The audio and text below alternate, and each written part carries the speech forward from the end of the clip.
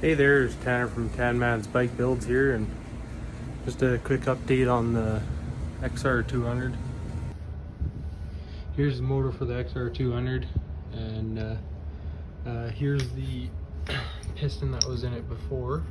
And as you guys seen before, we had it tore apart completely, and I mean, throughout the time being in the whole top end, couldn't find a single issue. Until we went to set the valve clearances. So I mean, the timing was set, but as I was trying to get the flywheel to top dead center, it would just keep jumping past. I couldn't get to stay at top dead center, and I didn't really think anything of it until I kind of clued into maybe I should pop this flywheel off and see behind. So here's what the issue is.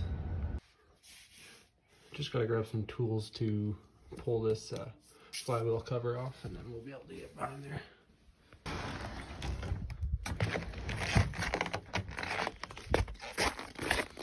So while I go grab this tool, I might as well show you guys the videos I'll be posting tomorrow. I will be posting a video on how to change over a dirt bike tire. So I mean, this is a brand new dirt bike tire. This tire's just about had it. I will also be replacing, this is for the XR200 as well. So this sprocket has fucking had it, it's had it. It's kind of hard to see, but the teeth are broke off and they're bent as shit. So I'll be replacing that as well, but I'll wait for those to come in.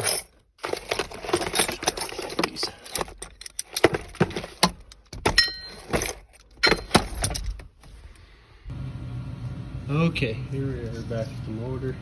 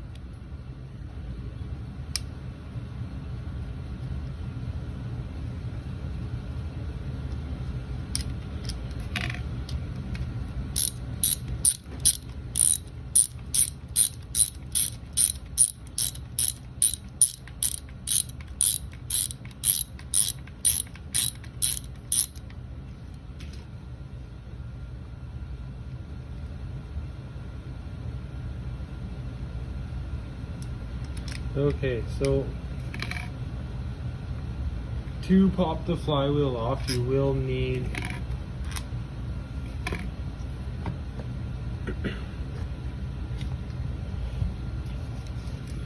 a specific bolt here. I found this out of actually a tie rod and bearing for a Chevy, so that's where I found this. So I've already hit this with an impact, so my flywheel should be loose, but you might have to actually just give it a little bit of a pop there. Pull your flywheel bolt out. Now this happens to thread right in there. You can see that there's the threads there. Now this is only for the wet flywheel style. Sometimes they're dry, but the old trike motors. This happens to thread right in there. Hit it with an impact, pop the flywheel right off. Like I said, I've already done that.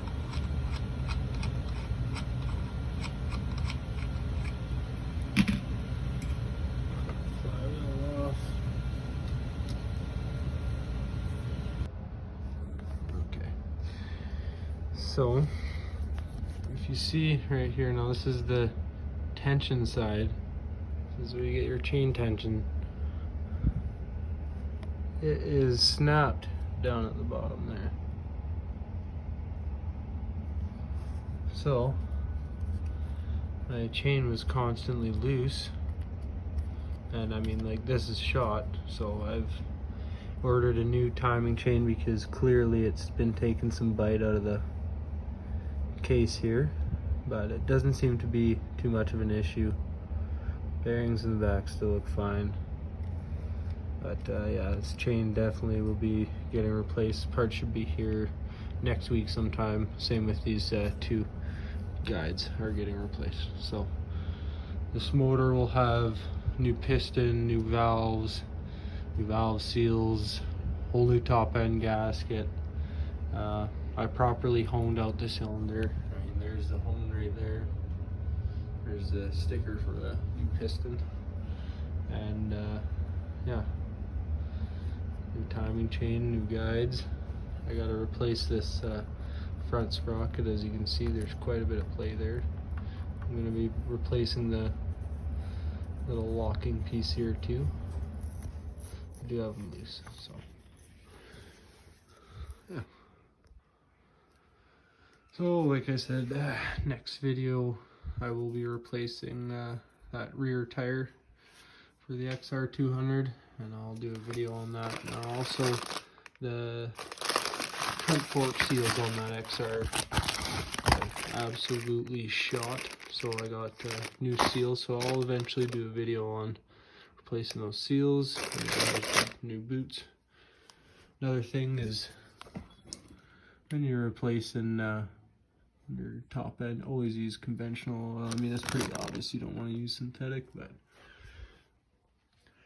anyhow, until I get those parts in, like I said, next week, like, subscribe, and stay tuned.